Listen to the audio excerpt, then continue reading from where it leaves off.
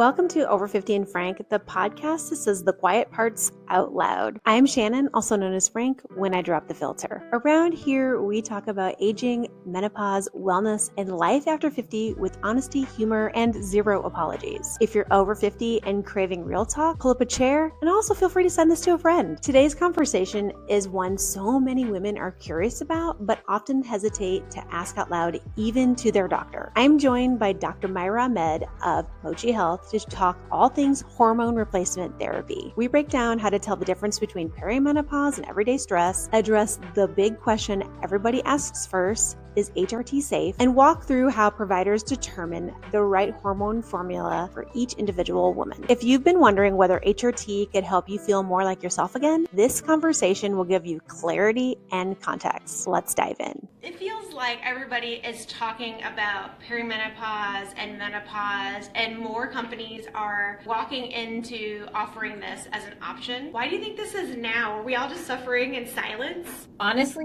yes. I think the Women's Health Initiative in 2002 wrote they published this huge study that said that there were risks of taking hormone replacement therapy. I think that really changed the course of menopause treatment for decades. And I think it's recently that a lot of that stuff has been debunked. We're kind of discovering, actually, no, this is a great treatment. Well, my mom was in perimenopause when she passed away, and my grandma never talked about it. And when I asked my aunt, because she was really the only person I could ask, she was just like, oh, just one day my period went away. I didn't have any signs. And I was like, what? Yeah.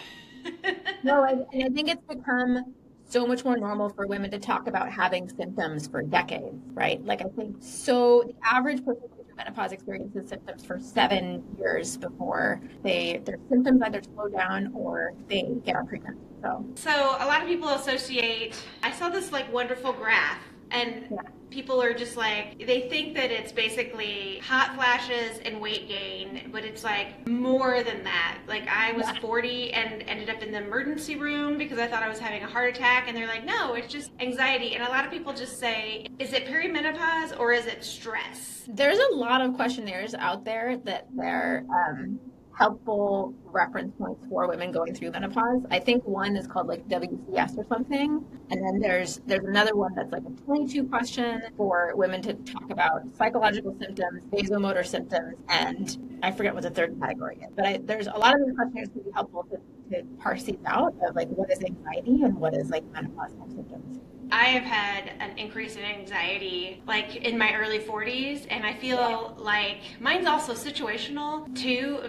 There's just sometimes I'm just kind of oh my goodness, and I'm actually on HRT. So I am just is it not working, or is it, I feel better, and I definitely have better, I don't have joint pain anymore, but that might be GLP-1 related, but joint pain, mood swings, trouble sleeping. I've had trouble sleeping lately, and I'm pretty sure is anxiety, situational anxiety. Mm-hmm. But I just hear so many women who aren't taking something like HRT saying, I'm up at 3 a.m. and I can't fall back asleep. Yeah. My business partner was saying, my heart was racing, I have tachycardia, and was that's exactly what ended me in the emergency room was just lay off on the coffee. And I find out 7 years later that it was perimenopause. I kind of want to switch gears and talk about HRT. When I was in high school, I went to pick up a prescription for probably birth control at the local Albertsons, and it happened to be the same Albertsons as a family member,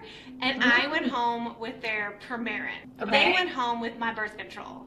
Oh. And so I think it was birth control they went home with. Their name was very similar. It was the same last name, but their first name was very similar than mine. But I just remember years later it came out that wasn't safe. And then now there's just a lot of confusion around HRT. So people, one doctor told me it's not safe, I'm not going to prescribe that to you. And I went to menopause.org and found somebody locally. So a lot of people just want to know the truth. And what's your kind of stance on it? It's safe. There's so many benefits to taking hormone replacement therapy. And the sooner that you start entering menopause, the better. I think there's bone health, there's sleep that you mentioned, there's a lot of psych changes that happen with menopause. There's so much about your skin and how you feel about yourself. There's vaginal atrophy. There's so many different things that it's a real shame that there were generations of women that did not get access to this treatment from 2002 to now. And we had These were prescribed for decades before that. It was just like there was a blip. So. Oh, yeah, it's just kind of like, like I said, I just remember like picking that up and going, what the heck is this? And then my family member was like, that's my hormone replacement therapy, or I don't know what they called it back then. Yeah. But then, she had to explain like where it came from and all this. I was like, what? It was like crazy, but nobody talked about it. So I had no idea what I had picked up and took home and like didn't open until the next day. Yeah. And she really didn't want to talk about it was the other thing. I just remember being in my 20s going, why don't you want to talk about this? Like, it was my first interaction with it. So, and when I started HRT, I remember trying to figure out, when you prescribe it to somebody, what is the suggestions and excuse, and if I'm completely got this wrong, please correct me because I am just, somebody that just takes it and I'm not medically trained. But I remember my doctor saying like, you have to do progesterone and estrogen together, and sometimes we add in testosterone. And for me, I don't do the testosterone because I lost hair with it. Yeah. And I remember she told me all the modalities, like patches, cream. Like, so many. How do you figure out what's right for somebody? So I think there's a couple rule outs that can be helpful to narrow the list rather than think of it as like this is one for everybody. If you don't have a uterus, you don't necessarily need the progesterone, right? And if you only want something that is acting locally, the topical creams are a great option. If you have clot risks, there's like more or less clot risks for different types. Everything else is really like dependent on what does your blood say, right? Like where you're at for your estrogen, for your testosterone, whatnot.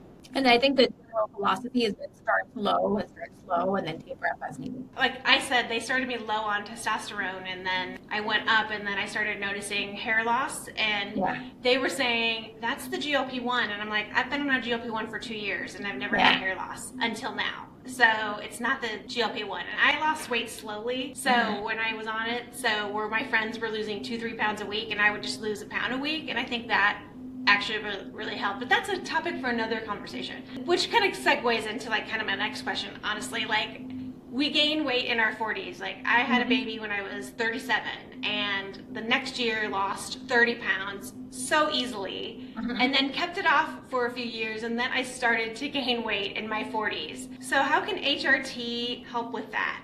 I mean, I think naturally if you look at the graph of like basal metabolic rate over time, there's like a very, very steep decline when you're growing up under age 20. And then from like 20 to 40 for women, it's basically flat. That's very, very, very, very likely decreasing. And then after 40, it starts to decrease again. And I think around 40, like a lot of women feel that and they feel that like they're gaining weight much easier, it's harder to lose weight, and their body needs a lot fewer calories. So hormone replacement therapy for specifically weight loss just helps with muscle. You gotta lift those weights you should always be lifting weights. So yeah. And I just discovered at the beginning of our call, I've been with Mochi Health for almost 2.5 years, and I did not realize that Mochi certain providers will do HRT. So kind of talk about how you're known for GLP-1s, but you're also branching into other areas. Kind of talk about how you see that going and why you feel that's like a good fit. Yeah. So we've expanded into 6 different treatment categories: skincare, menopause, hormone replacement therapy or I guess not hormone replacement therapy, but hormone management for men, and longevity alongside with weight management. If you go in the app and go in the provider search, you can basically, like if you want to change your provider, you can see what other treatment areas these providers are working in. And it works like general GLP-1 prescribing does for Mochi, where we basically you can work with your provider to get a care plan for a hormone replacement therapy. Oh, I love that. I just like having options. I go through my gynecologist, and I went through 2 before that because one was saying, no, I don't do that. You don't need it. You're not even in perimenopause. And I was 47 and hadn't had a period in almost a year. It was like 9 months. And she was like, no, you're too young for that. You're too young to be going, something's wrong with you. And I got sent to have biopsies and all these fun things. That's terrible. Like this, from an OB, you would expect better care. Right? It was I just remembered that I had like the next week a follow up. Well, I had an appointment with my primary care, and I told her, like I really liked this one doctor that I worked with at another location, and she was like, "Oh, she went off on her own. Call her. She's probably accepting new patients." And I got right in because she was just on her own, but she was like, "That's crazy talk." Like, and so she basically like pulled this sheet out and showed me all the symptoms of perimenopause and menopause, and she said things like, she said that it's not really proven that I had kids later. I also started my period really young, and so she was like, sometimes that's a factor in it. Everybody wanted to know, like, when did my mom go into perimenopause and menopause? And I'm like, my mom died before that, so I don't really know. And I remember asked my grandma, and she was like early 50s, and like my aunt was early 50s. Yeah. But it's really crazy because when I was totally TMI, when I was in my early 20s, I kept having all these issues where I thought I was having yeast infections, and my mom was just like, I'm going to take you to the doctor. So we went to the doctor and discovered I had lichen sclerosis. 2 years later, my grandma got diagnosed with it. And it was so funny because I got diagnosed really young, but my grandma and I think her sister ended up both getting diagnosed with it. And it's crazy. So my grandma's like, I went and I found out, and it's genetic. And I was like, Grandma, I have that. And it happened to be like after my mom had passed away, but it was crazy. Like my grandma was like, I have this, like, I have to tell you this because you might have this someday. But it was like, she didn't want to talk about menopause. So, all right, so let's wrap things up and go into kind of a lightning round about perimenopause and menopause. And just 3 quick questions I'm going to ask and just a quick answer from you. Like, what's the biggest myth about menopause you wished we'd stop believing? That you have to suffer with symptoms forever, that this is normal. What's one daily habit that makes a big difference for hormone health? Good sleep.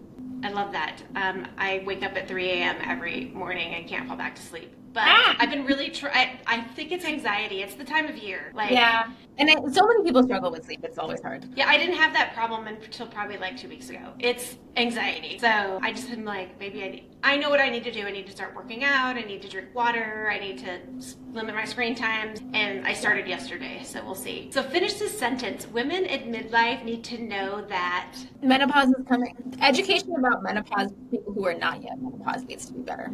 Yeah, for sure. All right, thank you, Dr. Myra. I always love talking to you. I miss seeing you on social. Are you going to start back making videos? Very slowly. I know I've been like inching there. Inching there?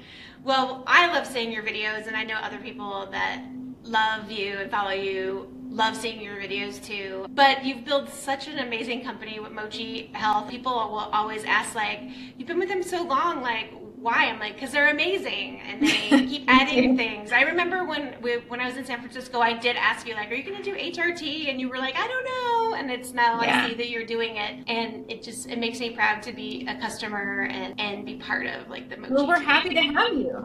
I love it. Thank you. Thank you. Thanks so much for listening to Over 50 and Frank. If today's conversation resonated with you, I'd love it if you'd follow the show, leave a review, or share this episode with a friend who needs to hear it. You can find links, resources, and everything we talked about in the show notes. I'm Shannon, and I'll be back next week with more candid conversations about style, wellness, and life after 50.